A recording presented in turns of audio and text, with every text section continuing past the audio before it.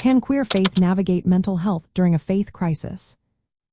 Imagine feeling torn between what your heart believes and what your faith community teaches. That inner conflict can be overwhelming, especially when it affects your mental health.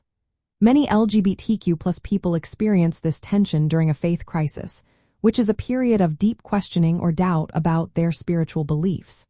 It's a time when feelings of confusion, sadness, or anger can surface, making mental wellness more challenging. Faith can be a source of comfort, community, and purpose for many queer individuals.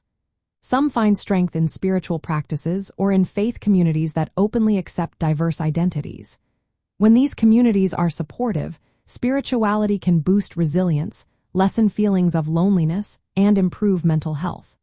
But for others, religious teachings may conflict with their identity, leading to internal struggles. This conflict can cause internalized negative beliefs, which often result in shame, self-doubt, and increased risks of depression, anxiety, or even suicidal thoughts. Research shows that when LGBTQ+ individuals face unresolved conflicts between their faith and identity, their mental health can suffer.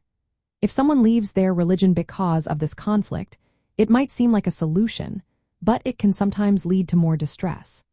Losing a spiritual community or grounding can make feelings of isolation worse. Staying in non-affirming religious environments can also increase stress, which harms mental well-being over time. Family acceptance plays a big role here.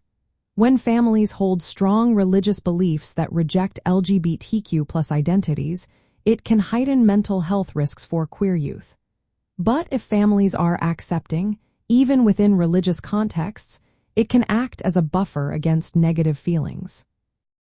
There are practical steps for queer people going through a faith crisis. Finding spiritual communities that affirm LGBTQ+ identities can help. Personal spiritual practices outside traditional religion, like meditation or prayer that focus on self-acceptance, can also be healing.